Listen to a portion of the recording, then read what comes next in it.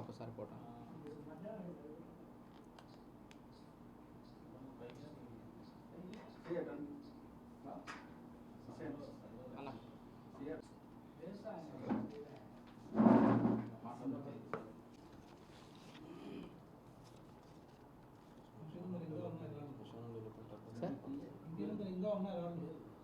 లేదు సార్ తీసేసారు సార్. ఈ ర్యాంపు ఉన్నాయి, ర్యాంపు కొట్టాలనుకుంటే దాన్ని కూడా కొట్టేస్తాం. ఆ ర్యాంపుని టచ్ చేయలేదు. ఆయన గురించి ఎమ్మెల్సీ సార్ గురించి మాట్లాడతారు.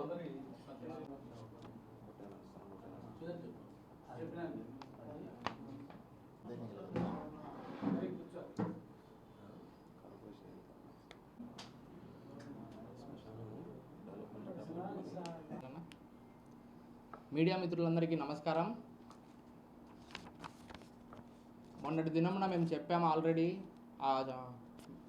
మాజీ మేయర్ అనేటువంటి పాకా సురేష్ గారి ఇంటి దగ్గర ఈ అక్రమంగా కట్టినటువంటి ఆ ర్యాంప్ ఏదైతే ఉందో దాన్ని తొలగించిన దానివల్ల ఆయన పెద్ద రాద్ధాంతం చేస్తుంటే మేము కొద్దిగా చెప్పాం దాని గురించి.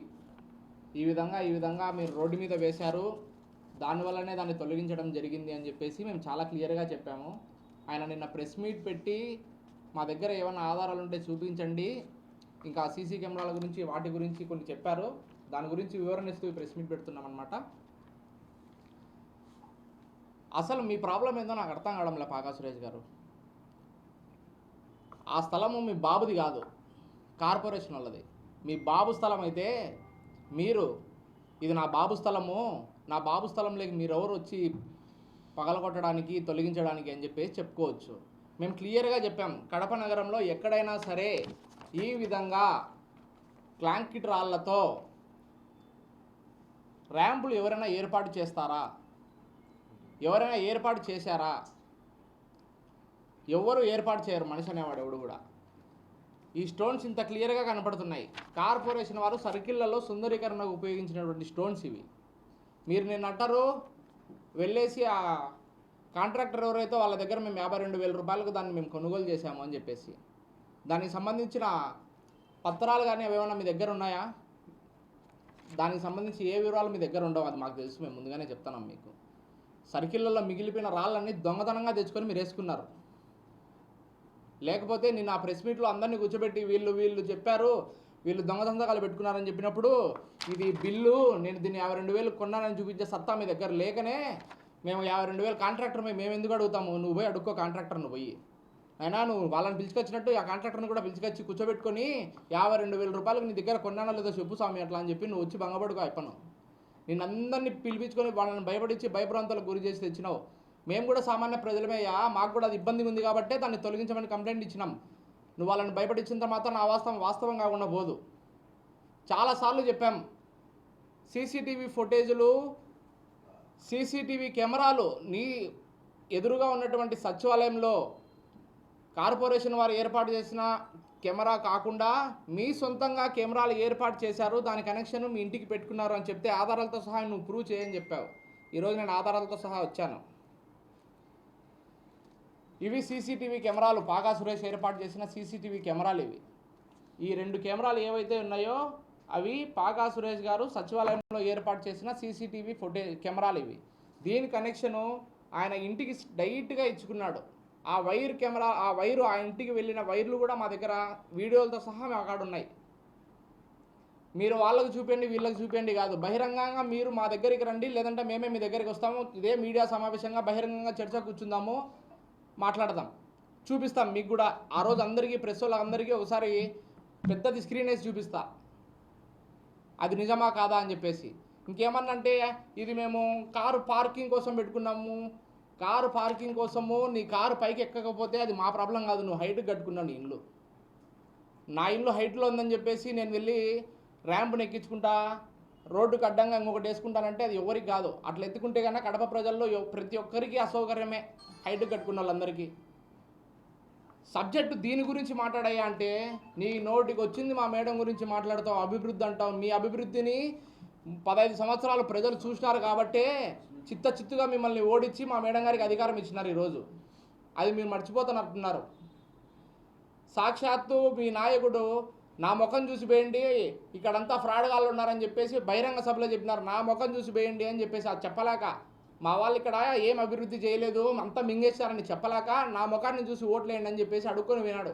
మర్చిపోయినట్లున్నారు మీరు. సబ్జెక్ట్ ఏదాని గురించి మాట్లాడాలా? నువ్వు కాంక్రీట్ రాళ్లతో నీ ఇంటి దగ్గర ర్యాంప్ ఎందుకు వేసినావు, కాలువ అది మెయిన్ రోడ్డు మీద, ఇది సబ్జెక్టు. నీ సబ్జెక్టు గురించి మాట్లాడిన చేత కాకపోతే క్లాసులు తీసుకో మీ పార్టీ వాళ్ళ దగ్గర. నీ రోడ్డుకి వచ్చింది ఏదంటే అది మాట్లాడద్దు. ఇంకొకటి చెప్తావు, ఆ రెడ్డి హుసేన్ అనే పేరు, ఆ ఇన్ఛార్జ్ పేరు చెప్పడానికి కూడా నాకు అసహ్యం ఇస్తుంది. నా పేరు చెప్పాలంటే నీకు భయం. నీ డివిజన్లో ఇంతవరకు ఏ నాయకుడు ఇంత ధీటుగా నిలవల్లా. వణుకుతున్నావు నువ్వు. మేము వచ్చినప్పటి నుండి మేము ఎవరిని పోయి కలిస్తే వాళ్ళకి ఫోన్లు చేస్తావు. ఎందుకు ఆ పిల్లోడితో మాట్లాడుతున్నావే, ఎందుకు ఆ పార్టీ వాళ్ళతో మాట్లాడుతున్నావే అని చెప్పి. ఎందుకు అంత భయము? ఇంతకుముందు నువ్వు అట్లా భయపడినావు కాబట్టే యునానిమస్ చేయించుకున్నావు నీ ఎలక్షన్ పోటీనే లేకోకుండా.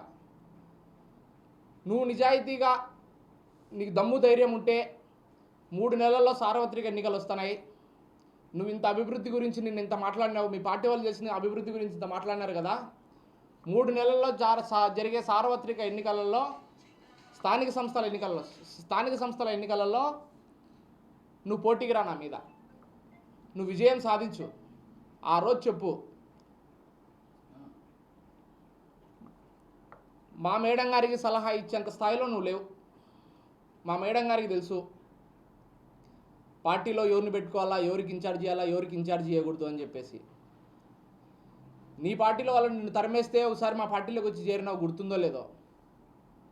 మళ్ళా పరిగెత్తుకుంటా వెళ్ళిపోయినావు ఆ పక్కకు. ఇంకొకటి, గంజాయి వాళ్ళతో పంచాయతీ చేసి సానుభూతి పొంది గొడవ జరిగేసి అట్లాంటి ఇన్ఛార్జ్ని మీరు ఎందుకున్నారని చెప్పేసి చెప్తాం. అదేంటి, ఒక సమస్య మీద ఒక దగ్గరికి వెళ్తే గంజాయి ముగ్గులు నా మీద దాడి చేస్తే దాని మీద మేము కేసు పెట్టడం జరిగింది. నేను గంజాయి తీసుకోలే, నేను గంజాయిలతో గొడవ పెట్టుకోలే. సబ్జెక్ట్ తెలుసుకో ఏదైనా మాట్లాడేటప్పుడు. నీ నోటికి ఏదొస్తే అది చెప్పాకు. నువ్వు కూడా 9 సంవత్సరాల ముందు అవినీతి రాజకీయాలు చేసి, నీతి లేని రాజకీయాలు చేస్తే కొంతమంది నిన్నేం చేశారో నీకు కూడా గుర్తుంది, మర్చిపోవద్దు. అది వదిలిపెట్టేసి శశన్న గురించి మాట్లాడతారు. శశన్న ఇన్ఛార్జ్ అని చెప్తారు. ఆయన ఓటరు. శశి అనే అతను ఓటరు. వాళ్ళ తండ్రి గారైనటువంటి నిమ్మకాయల రామిరెడ్డి గారు బూత్ ఇన్ఛార్జు. ఆయన కాదు బూత్ ఇన్ఛార్జు. క్లస్టర్ అంటావు, ఎవరు క్లస్టర్ లేరు నిన్న మా దగ్గర. నీ నోటికి ఏదొస్తే అది వింటున్నారు కదా అని చెప్పేసి సొల్లు మాటలన్నీ మాట్లాడుతున్నావు కూర్చొని. నువ్వు నిరూపియాల. 26 రోజులు శశి అనే వ్యక్తి జైల్లో ఉన్నాడని చెప్పేసి నిన్ను మీడియా ముఖంగా చెప్పినావు. 26 సెకండ్లు ఆయన సబ్ జైలుకు పోయినాడని నువ్వు నిరూపిస్తే నువ్వు ఏం చెప్తే దానికి సై. నువ్వు నిరూపించలేకపోతే నేను నిన్న చెప్పిందంతా సొల్లు, వాళ్ళకి బహిరంగంగా క్షమాపణ చెప్తాను, నువ్వేమైనా చెప్పగలుగుతావా? నువ్వు చెప్పలేవు. నీ డొల్లలేని రాజకీయం అంతా మేము చూసేసినాం, అయిపోయింది. నీ చాప్టరే క్లోజ్. ఆరిపోయే దీపానికి వెలుగు ఎక్కువ అన్నట్టుగా నువ్వు ఆరిపోయే దీపం. అందుకే 3 నెలలు వెలిగినావు నీ అదృష్టం కొద్దీ. ఇంకా నువ్వు ఆరిపోతున్నావు. ఆరిపోయేదానికి రెడీగా ఉండు. ఇంకొకటి, కక్ష సాధింపు రాజకీయాలు చేస్తానా అని చెప్తున్నావు. అసలు డీలిమిటేషన్ మీద నువ్వు వేసిన పిటిషన్ కాదు స్టే వచ్చింది. ఫస్ట్ తెలుసుకో. ఫస్ట్ నువ్వే వేసిండొచ్చు స్టే. నువ్వు వేసిన పిటిషన్ కాదు స్టే వచ్చింది. వేరే వాళ్ళు వేస్తే ఆ పాయింట్స్కు కోర్టు స్టే ఇచ్చింది, అంతవరకే. దాన్ని ఊర్లో పెళ్ళి కుక్కడాలావిడ అన్నట్టు ఎవరికో వస్తే నాదే అని చెప్పుకుంటున్నావు నువ్వు. కక్ష సాధింపు రాజకీయాలు మేము చేస్తే నువ్వు ఉండలేవు. మేము మా పార్టీలో మా మేడం గారు శ్రీనివాసరెడ్డి అన్న గారు మాకు స్వేచ్ఛ ఇచ్చి ఇట్లా అవినీతి పరుల మీద పడండి అంటే మీలాంటి అవినీతి పరులు ఎవరు చాలామంది ఉన్నారు మీ పార్టీలో, దానిన్నిటికీ నువ్వు నాయకునివి. బాగా గుర్తుపెట్టుకో. నువ్వు లచ్చి చెప్పు, మా గురించి చెప్పు, ఇంకొకరి గురించి చెప్పు, వాని పేరు అసహ్యం ఇస్తానని చెప్పు, డివిజన్ ఇన్ఛార్జ్ నువ్వు ఎట్లా ఇచ్చినారని చెప్పు. అవన్నీ కాదు.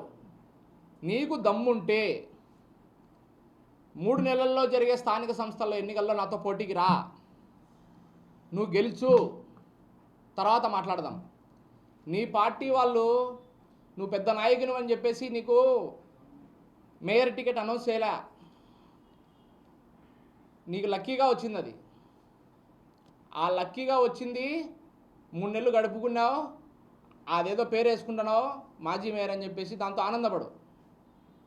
ఈసారి నువ్వు కార్పొరేటర్గా కూడా కాలేవు. అది దృష్టిలో పెట్టుకొని ఏదన్నా ఉంటే సబ్జెక్టు గురించి మాట్లాడేటైతే ప్రెస్ మీట్లు పెట్టు, లేదా అభివృద్ధి గురించి మాట్లాడాలంటే కన్నా ఆల్రెడీ మీకు తీర్పు ఇచ్చేసినారు ప్రజలు. కడప ప్రజల్లో మీకు క్లియర్ కట్గా తీర్పు ఇచ్చేసినారు. మీరు అవినీతి చేయలేదు, దోచుకున్నారని చెప్పేసి మిమ్మల్ని ఓడించి పక్కన కూర్చోబెట్టినారు, గుర్తుపెట్టుకోండి. ఇంకా కొన్ని మాట్లాడినావు చెంచాగాళ్ళని చెప్పేసి.